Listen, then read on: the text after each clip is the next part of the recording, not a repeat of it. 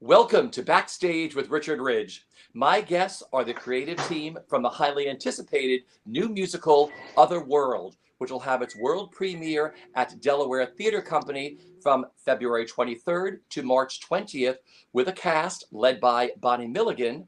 Please say hello to Hunter Bell, who wrote the book, Jeff Bowen and Ann McNamee, who wrote the music and lyrics, and Adrian Campbell Holt, the show's director. How are you all? Hi, Richie. Good morning. I feel like we're the theatrical Brady Bunch. Everybody looks really wonderful on their little screens here. Right. First of all, how excited are all of you to be back in the rehearsal room working on a brand new musical? Who wants to go first?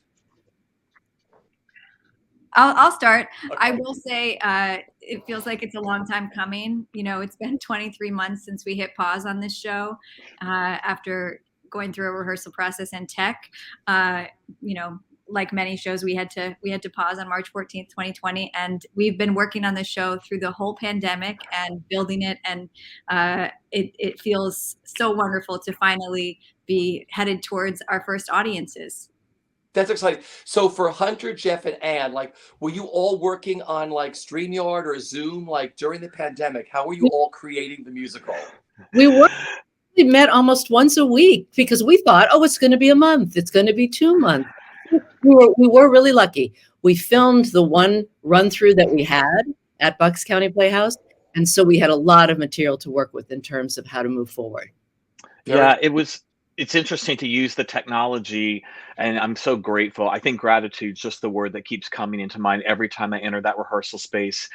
Gratitude that we got to use the time to make this show better. New musicals, original musicals are hard, and to take that time, learn what we've learned, and say, what's the best use of this time? And it's to continue to explore the story, but to get an opportunity to walk into that rehearsal hall with my collaborators, with this incredible cast, in this buzzword unprecedented time still, it changes the nature of certainly how I enter in my energy of just daily gratitude to look around that we're able to do what we love to do.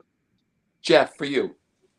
Yeah, having the Zoom be a platform is sort of coincidental in our show, is about connection in all the different ways we connect, and what better way to practice than to use it every day to write a musical. And it's been a great tool. And so being in there in the flesh is, there's nothing like being inside of a rehearsal room with artists and thinkers and movers, and being back inside of that thing. And it's a nice reminder that, oh, right, this is what this is. This is how you make art. And it's so great to be back in that room again. So I have a lot, as Hunter said, so much gratitude. That's great. So how did the idea for this musical come about? Who brought it to whom? Well, I was working on a different project and was having trouble, and asked my mentor, Maury Eston, for help. And he sent me a list of his favorite new book writers. And at the top of the list was Hunter Bell. He said yes. And I've been grateful to Maury and to Hunter ever since. He called him a new book writer? Hey, I'll take it. I folded into the project with Ann, and we were working out on West Coast, and we were kind of around Silicon Valley energy, Northern California. And when this notion of gaming musical, a musical with a backdrop of gamers, we landed on that too. I turned to fellow collaborator and colleague Jeff Bowen too, and folded Jeff in, and then we folded Adrian in. And I think we're just excited to explore a new original musical that has kind of gaming around it. There's such energy and passion around these mega movies with superheroes, and certainly the cosplay and con culture. So it's just exciting to explore these worlds because it's limitless. It truly is limitless. And the IP is original. So it's original. I tip my hat again to all of the adaptations of films and books, but it's fun to take on this challenge of an original story as it envelops. But I also say, while we call ourselves a gaming musical, that is the backdrop, and we're working very hard to make a musical that is about bigger themes than that too, so that people, I think, who don't game or don't know what that world is about can come and have an incredible adventure and really take this ride with us as well. And Jeff is really explain what the musical is. I love the story. And Jeff really is an inspiration too for this. So Jeff, please. Yeah, You're a gamer nerd. Yeah, simultaneously kind of recruited because I'm an avid gamer. And I think sort of the core of this sort of came from, again, as I said earlier, the show's sort of about connection and where it relates to gaming. I was playing a video game online for many years, and I created a character. It was this kind of a superhero-based game, and I created this character, and it was really fun. I spent a lot of hours, and we'd play online, and then I'd connect to people virtually. I never saw any of the people I was playing with. You would just communicate via chat, but you would spend hours just on adventures and missions playing with these people, and then out of nowhere, the company that ran that game said we're shutting down in like 72 hours, and it was a new sort of devastation to process for my mind. So it's like, wait, how? You can't do that. That's how dare you? And it was quite a ride for all of us trying to stay connected. Like, well, what do? We got to complain to someone. Complain to who? I don't know, just something. Like, we can't let this shut down. And it shut down, and it was devastating. And away went this work and this thing we created. And so this musical sort of was a way to sort of to explore loss and explore what it means to stay connected, lose things along the way, and know that that doesn't take away from the art you put out in the world, the people you meet, the relationships you establish, the adventures you take. They're all valid. They'll always be valid, even when you move past them and you move through them and you move on to the next thing. And so that's sort of the core, the heart of the story we're working with. I love it. Adrienne, what attracted you to this project?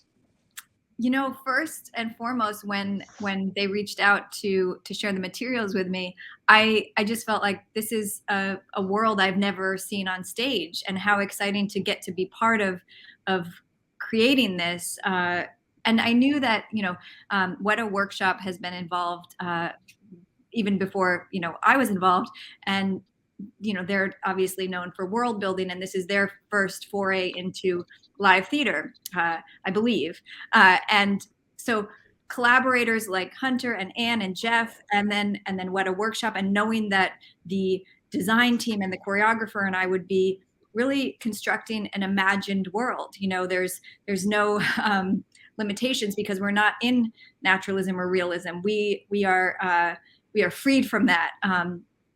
And yet there is a real, you know, strong narrative thread that we're inviting the audience to go on this journey, and not, as Hunter said, it's not just for people who identify as gamers. It's for anyone. And as Jeff was just talking, I realized really how strong the parallel to that experience that we all sort of went on starting in March 2020 of separation and loss, and sort of processing things that we didn't even know we might feel, or, you know, really kind of being pioneers in our own new way of moving through the world. There's such a strong parallel to what the characters in Otherworld experience. So I think the show is even more timely now than we knew it to be when I first got involved. Anne and Jeff, what's the feel of the music and the lyrics?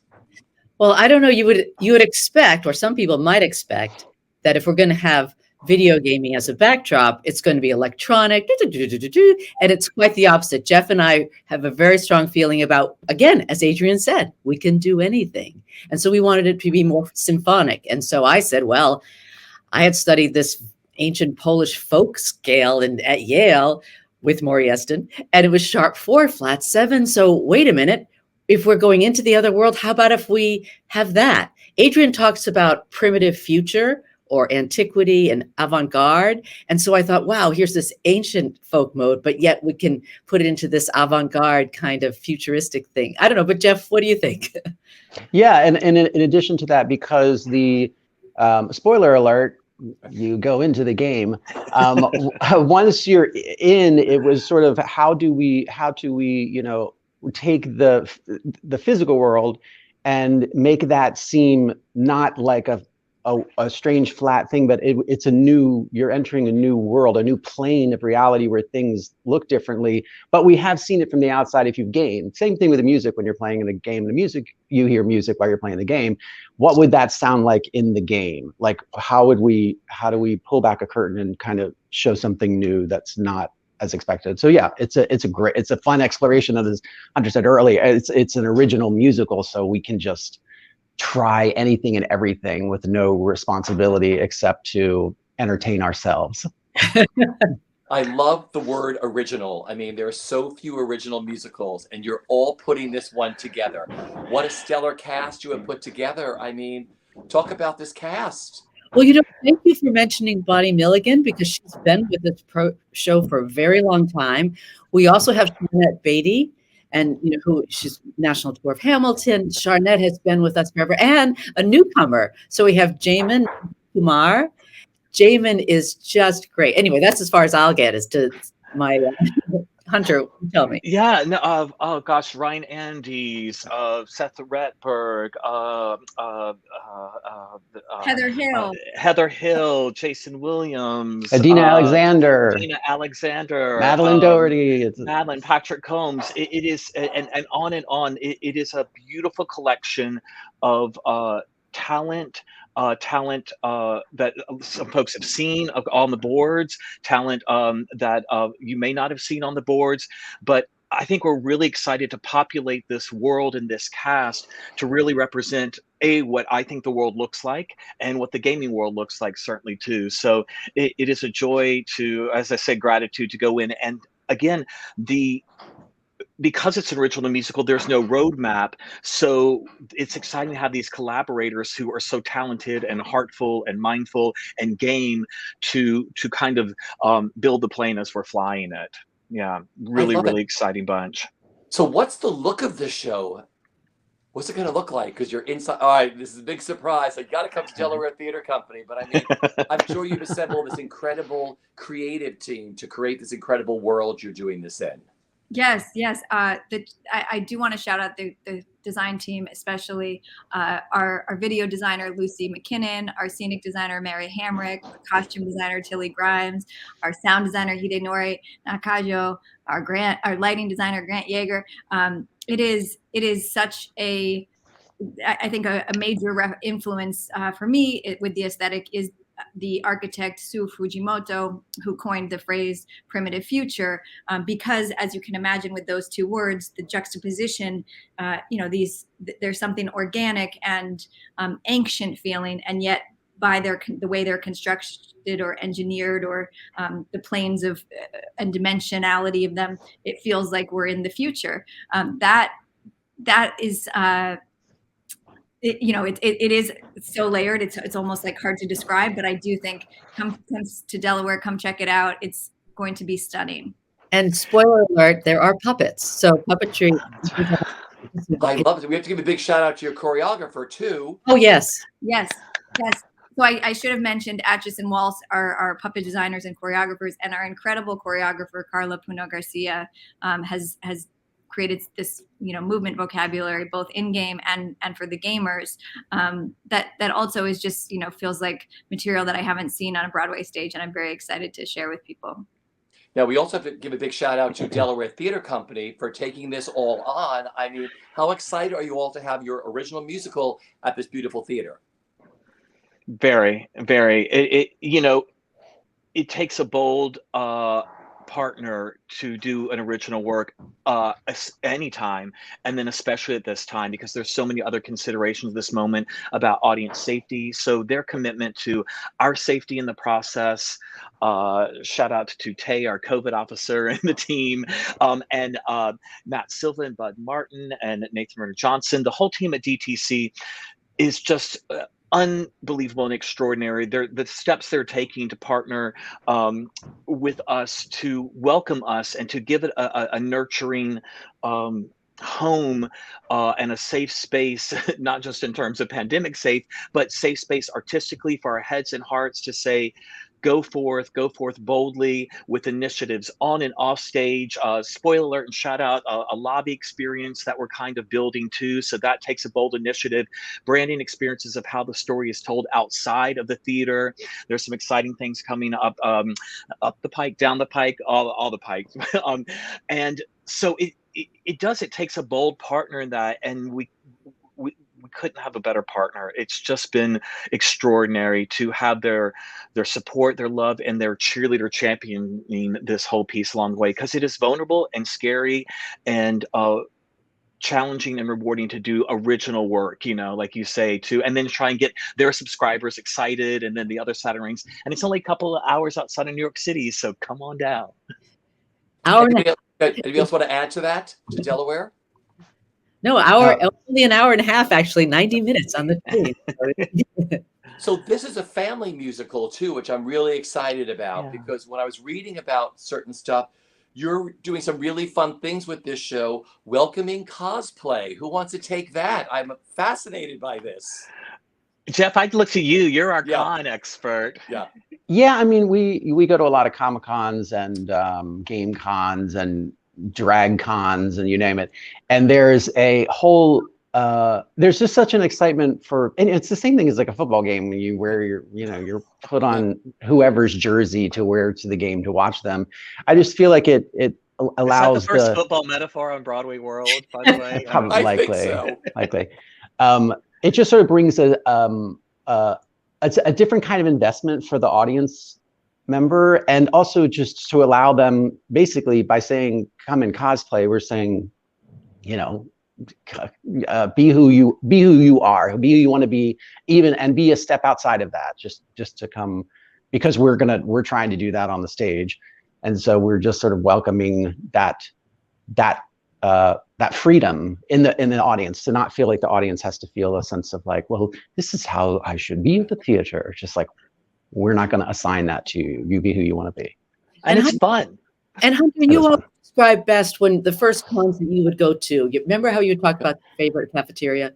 Yeah, but for those out there who aren't familiar with the Comic Cons and the cosplay, I think, sometimes people think it happens in New York at the Javits Center, and of course the big one in San Diego, but in the past years, there's been cons popping up all over cities, all around the country, from Tampa to Austin to Charlotte to St. Louis, and they are gathering places of people with like-minded passions. And we've been to the one in Javits in San Diego. We've been to an amazing one called Gamer X, which celebrated LGBTQIA gamers. And what I found is we had fun at lunch break. You go down to kind of the commissary, like food court area. And I said, it's the greatest high school cafeteria in the world, because people are dressed up however they want, expressing themselves, combo platter of, and not only dressing up, they're celebrated. People are asking, may I take a picture of you? So a lot of times people that, maybe othered, frankly, are celebrated and lifted up by their creativity and their creation.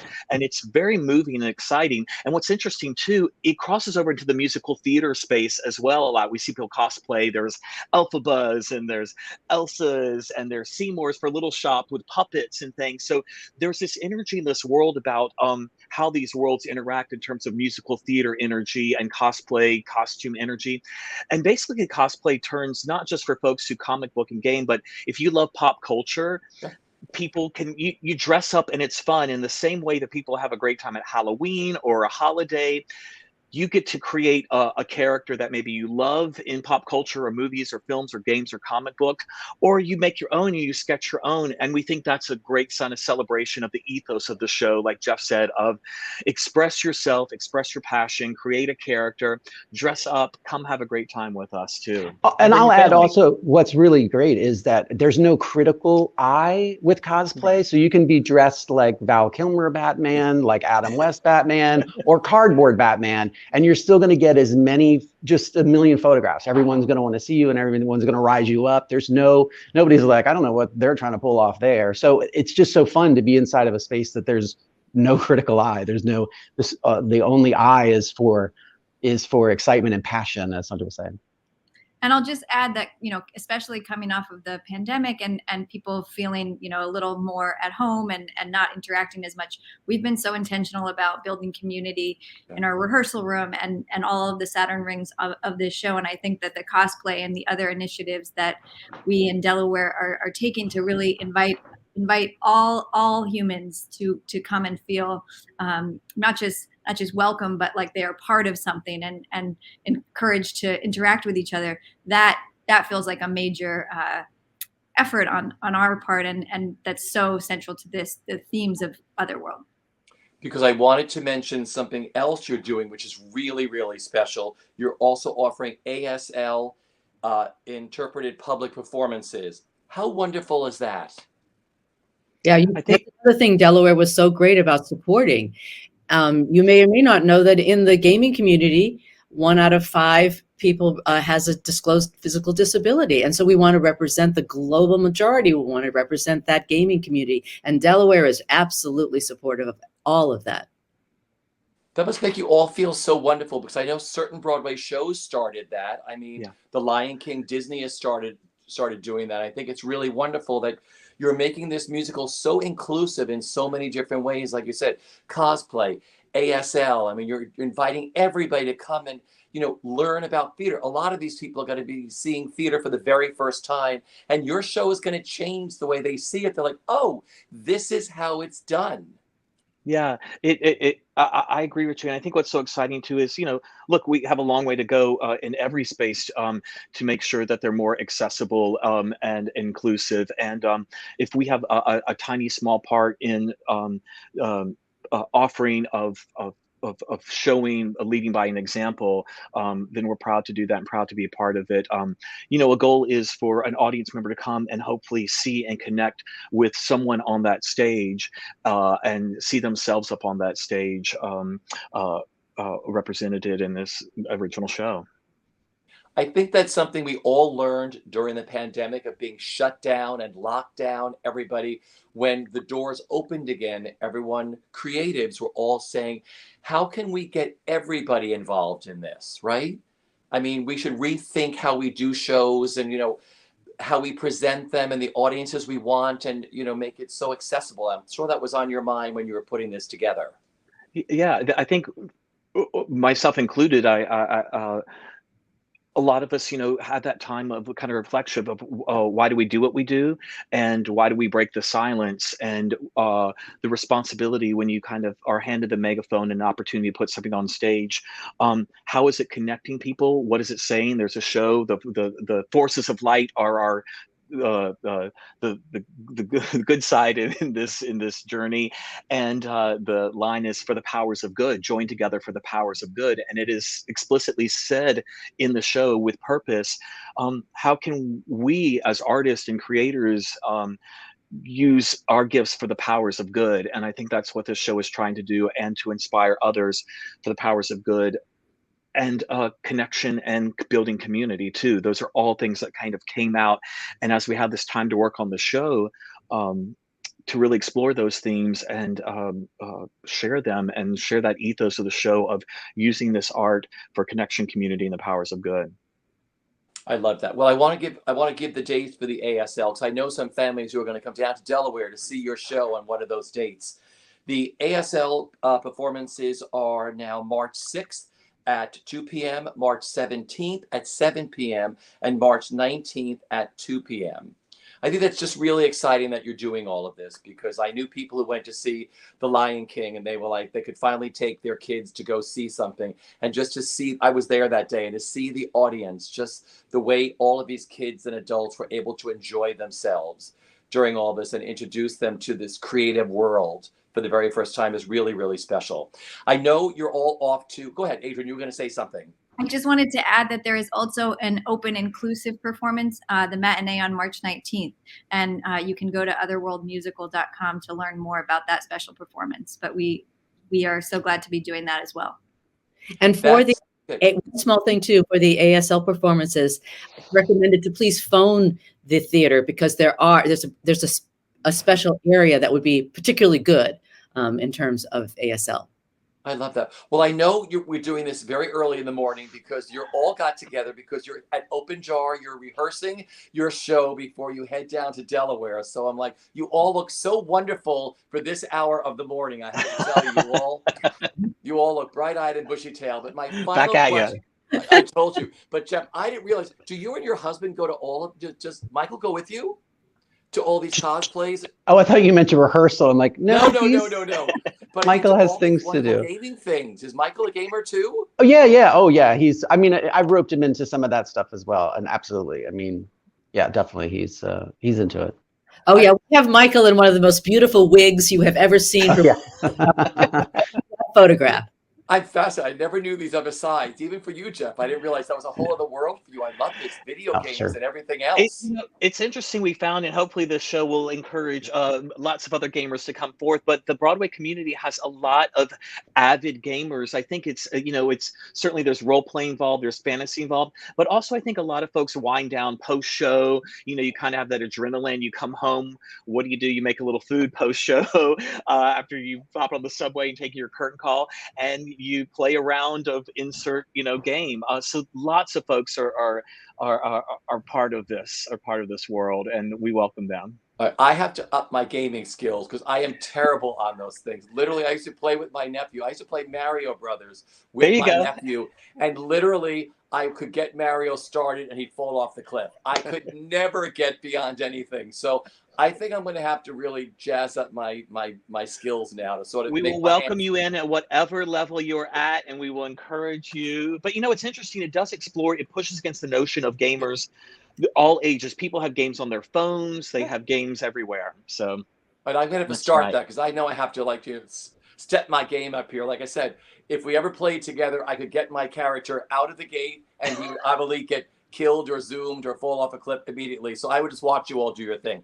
My final question for all of you is, if you could sum up the best part of the experience of working on Otherworld, what is it for each of you? And any of you can start because you're getting ready to go into tech, which no one's been able to do during this entire pandemic, and you're going to put on a show.